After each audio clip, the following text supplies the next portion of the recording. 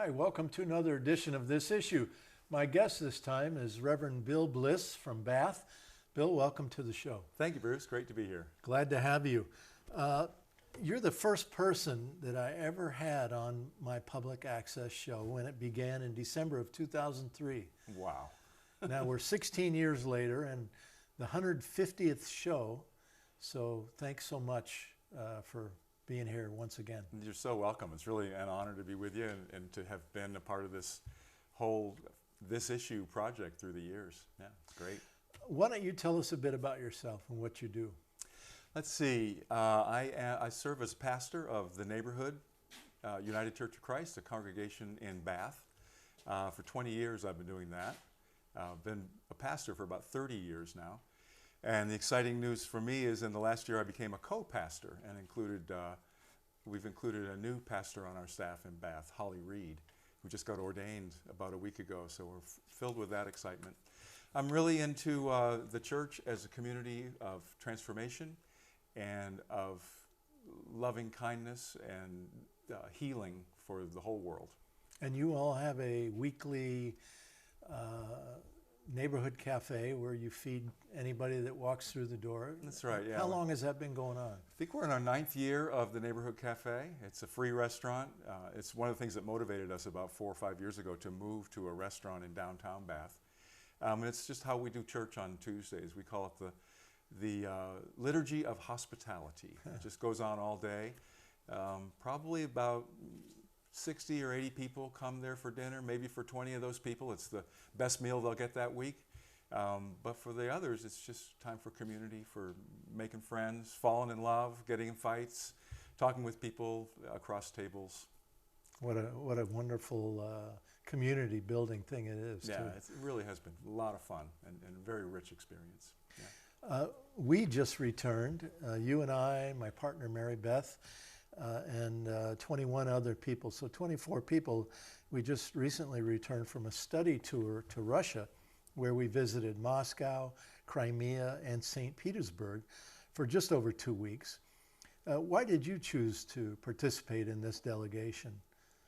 Well, really, first of all, and I don't know if the camera will show you blushing when I say this, but really because I'm an admirer of your work, Bruce, and I heard that you were making this trip, and I said, how are you putting your delegation together? And you invited me to consider coming. And I just really support what the Global Network Against Nuclear Weapons and against weapons and nuclear power in space does. And I've been a long-time admirer of your work and the work of Veterans for Peace. So those two organizations, the Global Network and Veterans for Peace, inspire me, and I wanted to be a part of what you were doing. A couple other things, if I may elaborate too. Yeah. I've long been a student of Russia. I studied Russian in high school 45 years ago. I thought I knew the language somewhat. Found out when I got there I knew it much less than I could remember. Well, I remember you reciting a bit of a Pushkin, was it a Pushkin Right. I had poem to be prompted the whole time. on Russian TV while we were there. Yeah, that was fun. And I did. Over a couple of weeks I got a little more fluent. But it was also really an opportunity for me to include my family. And I invited my 2 sons and my wife to come. Lucinda could not make it because she was working, but our sons, Lincoln and Ray, aged 26 and 24, were able to come. And that just made it so much more rich of an experience for me. Those guys also have really deep Russian interest. You know, my son Lincoln is really knowledgeable about Marxism and the entire revolution that happened in Russia. He knows pretty much week by week what happened from 1917 to 1922. And so I learned so much during the trip from him about actually how Marxism and socialism works. And he studied the Russian language, correct? And he also studied Russian, so we learned that he was better at speaking Russian than I. And then my son Ray, who's 24, also majored in college in political science, but really focused on Russian history. So it was really fun to be there with them to learn on the spot and in location about all these amazing things that happened. And then during our free time, we just said to Ray, you tell us where we need to go. And that got us into all kinds of interesting places like the Fabergé Museum, which I never would have gone to otherwise in St. Petersburg.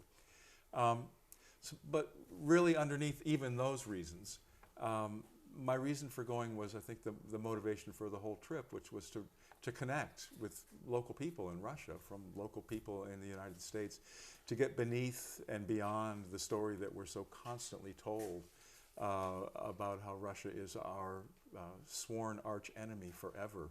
I grew up with that ideology. I grew up with the Iron Curtain and the Cold War. And you said your father built a bomb shelter. That's right. Yeah. During the Cold War. Yeah, in 1963, my dad started building a bomb shelter, and did build a bomb shelter in our basement.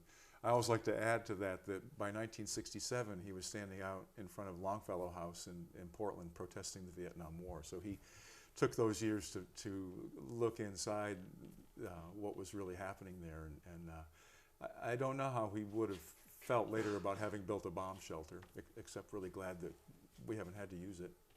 Well, is there one experience in particular from the trip that inspired you? Well, I really was moved, deeply moved. When we were in Moscow for the first 5 days, you all set up a series of more or less seminars in the morning where people came to talk to us. And so many of them really inspired me and opened my mind. But I was really struck by the artist in the group, Konstantin Semyon, I think is his name, who's a musician and a dissident. And a journalist also. And it was something about the edge in him. I've known a lot of people on the edge who are prophetic. That's the prophet's edge, who just has a message he needs to share. And so often the systems that control the way we live on this planet don't allow the prophetic voice to come forward. So I really heard and was inspired by his prophetic voice, his artistic voice. I think it's the artists so often who arrive or who see before the rest of us see what the real issue is. So was there something in particular about Constantine, what he had to say, that really stuck with you? I think it was just the thoroughness of his knowledge and his awareness of things. He had a real global understanding of the issues before us, that it's really an oligarchy problem, and that it's an economic and military problem that affects the entire planet. And that he was also really aware of the climate crisis aspect of that, and that he held all that with compassion for the whole world. It wasn't just parochial for himself as a Russian. I remember asking him about Pussy Riot, because that's what we hear about here in the United States as a dissident artistic expression, and his response was really clear. He said, well, I don't know what difference they make, because they don't understand the economics of it. They don't understand socialism versus oligarchy and global capitalism. And so he was really clearly on that edge. But more than anything, it was the edginess of him, his how much he cared and how much he wanted to share and make a difference. One thing that I think we could say that he said and that we heard repeatedly is that people there generally, when you asked them about Putin, what do you think of Putin, that generally people would say, we generally like his foreign policy because he's reestablishing Russian sovereignty, you know, that saying that Russia has a right to exist as a country without interference from the West, but that the growing poverty, 18% poverty in Russia, largely because of the introduction of capitalism in their country, the privatization that happened with the Chicago boys and the Harvard boys economic teams that were sent in after the collapse of the Soviet Union to help privatize that country. The legacy of it, having these oligarchs really controlling much of the economy, is problematic. Right, they talk about it as the lost decade, when just everything that they had got given away to oligarchs in a very mobbish way. Yeah. So in the end, what unique perspective did you personally bring to this trip, do you think? Well, yeah, thanks for asking. You know, I come as a person of faith. And that's the perspective that I brought. I think that that's something that can unite us all across humanity. So I'm a Christian, a North American Christian, a disciple of Jesus. I've taken the trouble when it became my time to become an ordained minister. I said, well, there's a missing piece for me, and that is trying to get a handle on Native American spirituality. I am technically a Native American. I was born here. I breathed this air and ate the food of this land. I wanted to find out how the folks who've been on this land for millennia related to spirit. In America, we tend to have a very myopic understanding of history. We really do believe that history began right around 1492. It's one of the amazing things about being in Russia. The people there are connected to their history for millennia, and you can really feel that. And when you're talking about even the recent World War II, or what they call the Patriotic War, that happened on their land and cost them 28 million lives. For us, it was a more remote affair. There is deeper history in the United States. So I took the trouble many years ago to find a teacher and to bring Native American spiritual practices into my own practice. So it was really neat to go into sacred places in Russia, and we visited many of them. And I always kind of laughed because people in our delegation would look at these old buildings and say to me, oh, Bill, this must be really important for you, and you must really feel the depth of it here. And that's really not the case for me. I don't find buildings in general inspiring. In fact, sometimes I see in the buildings the disease of religion as much as the inspiration of it. But I did notice how devout the Russian people are in their sacred practice. And they, it's largely the Orthodox it is, Christianity. Yeah, yeah. And how that survived through the communist era, and then it was always there, but now it is being expressed more openly. So I really enjoyed going into the sacred spaces and with courtesy and consideration, bringing the Native American practice of simply honoring the 6 directions, east, south, west, north, earth, and sky. And going into the spaces and locating east and finding, just doing that very simple prayer. Because I think it's so important to connect from our ancient tradition of our land to the ancient tradition of that land. So that was a unique perspective I brought. I tried to find out if there were faith communities in Russia that are leading in a prophetic manner and taking issue with injustice and trying to bring right relationship and build community. And I wasn't able really to find out much about that, but I did enjoy and was nurtured by participating in the Russian Orthodox services. It's just beautiful. They're very different, aren't they? We were there during Easter, the Orthodox Easter. I got 2 Easters this year, yeah. Could you just give a little bit of a flavor of what that Orthodox Easter experience was like? Yeah, it was a lot of people participating, so it was obviously really important. We were able to go to the Easter Vigil late on Saturday night, and so I hear that it was I was not able to go that night, but I heard from others who went. I went to morning services several times, but I hear that it was just really full and lots of young people there. You have to be prepared to stand for 2 or 3 hours sometimes in those services. But the ones that made more impact on me were just in whatever town we'd be in. I'd go out to the 8 o'clock service and just stand there, listen to the singing, and pray. Praying with people. Yeah. Could you share any other stories of things that you saw or felt while you were there? It's really interesting to be in a group of 24 of us, and the wonderful people in this group, and the dynamics within the group were quite interesting. I was, at age 62, I think the 5th youngest, which will tell you what the demographics were. So it was wonderful to have my children, 24 and 26, along.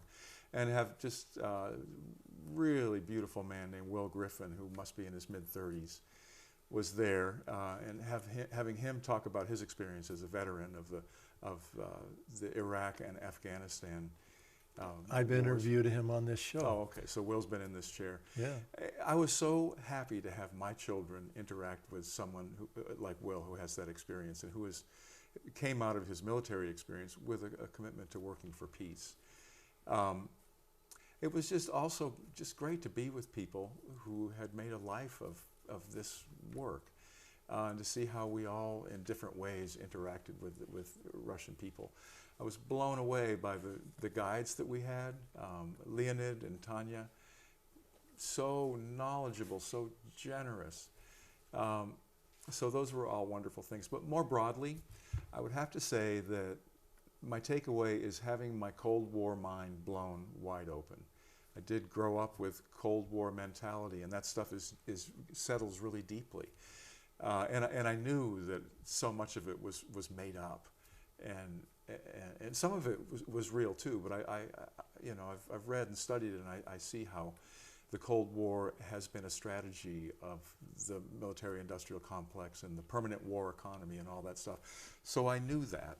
But to go to Russia and connect with people one-to-one, and to do what we called citizens diplomacy, and just to have people say, oh, you're from America, we're so glad you're here, and we want you to know about us.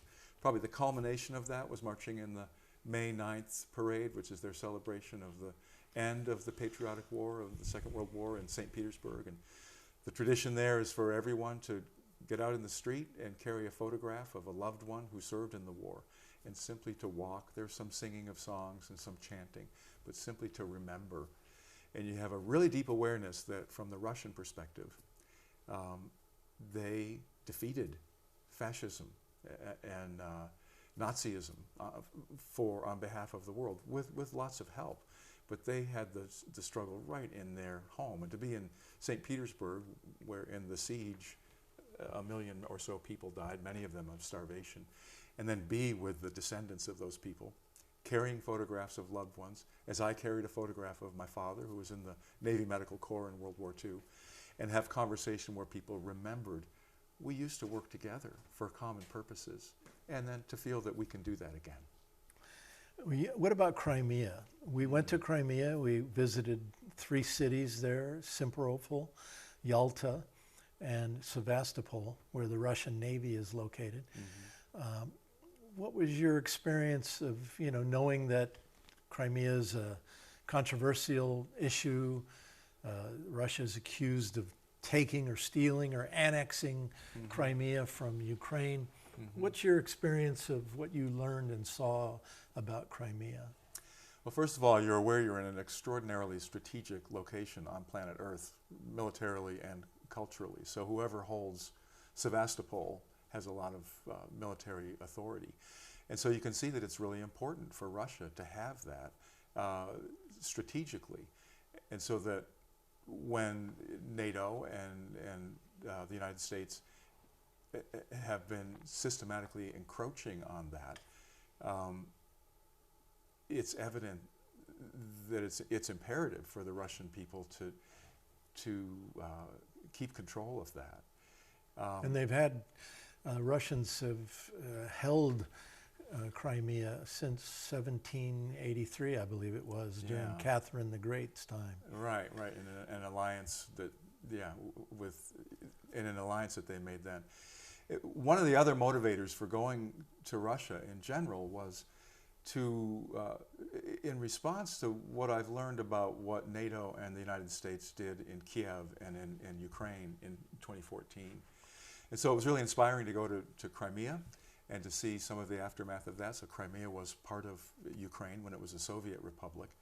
And the people in Sevastopol and Simferopol said that when the intentional disruption of the government in Kiev occurred in 2014, they could feel that they were next, and that because of the strategic location of Crimea. And so it was really a wonderful event when we got to attend a conference with 4 of the people who organized the people's referendum in the fall of 2014, just a couple months after the Maidan episode, which disrupted the government in Kiev and turned it into what many people told us was just a barbaric situation cultivated by NATO. And so these folks organized a peaceful referendum. They got a very high participation among the voters, and it came up with a 96% majority that said we would like to reconnect with Russia. That story gets told globally as Russia annexing Crimea. So it's very interesting to get that perspective and know that yes, the Russian agenda was in that effort as well. But you could hear from the Crimean people that was a relief to them. And of course, the Russian government immediately poured in infrastructure and started building schools and bridges and mosques, and so that it's a relationship that works for both of them. Crimea is just a beautiful, beautiful place too, and that was what really blew me away. Probably one of the most moving things for me was sitting in a park for about an hour in Simferopol and just watching families, teenagers kicking a soccer ball, families teaching their daughter how to walk around a fountain, and just life, and just feeling, oh, that's what we have in the United States. Let's connect. Let's celebrate our common humanity. Mm. Say more about the situation of the United States and NATO today, militarily sealing the borders of Russia, claiming that they must protect the world from an aggressive Russia. What's your reaction to all that? I try to think empathetically as an American, and I ask myself, how would I feel if there were so-called missile defense installations happening in Nova Scotia or Quebec or Alberta, or for that matter, Venezuela or Cuba. Mexico City. Mexico. We know that we would have to respond to that. And so, you know, I'm a citizen of a country that has 800 military bases around the world, has a $800 billion and increasing military budget. And we visited a country that has 150 million people and I think a $60 billion and decreasing military budget. So it's hard not to recognize that they feel beleaguered and under threat. So I have sympathy for that, and I recognize their need to express and exert their identity as a global power as well. You know, in the last 2 years, Russia has cut their military budget. And when Putin was reelected recently, one of the first things he said was that he was cutting the military budget for the second time because of the growing poverty, 18% poverty in the country. So I say to myself, wow, it would be nice if we had a president who would say, you know, recognizing the growing disparity, economic disparity in this country, we're going to cut our military budget as well. Unfortunately, it's just the opposite. Why do you think in the end that the U.S. and much of the Western media is demonizing Russia so much? What's really behind that? What's the purpose of it? Well, I think we're selling fear, and fear is a really easy sell. I think fear is easier to cultivate than cooperation and loving kindness.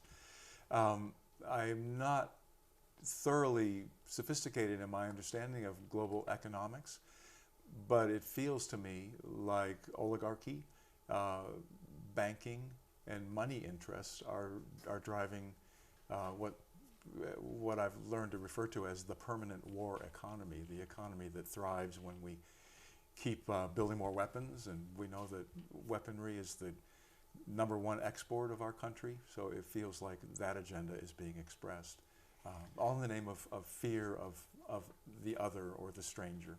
One more thing I think needs serious consideration. When you look at a map, Russia has the largest land border with the Arctic Sea. And because of climate change and the melting of the ice, it's now possible to go up and drill baby drill in the Arctic.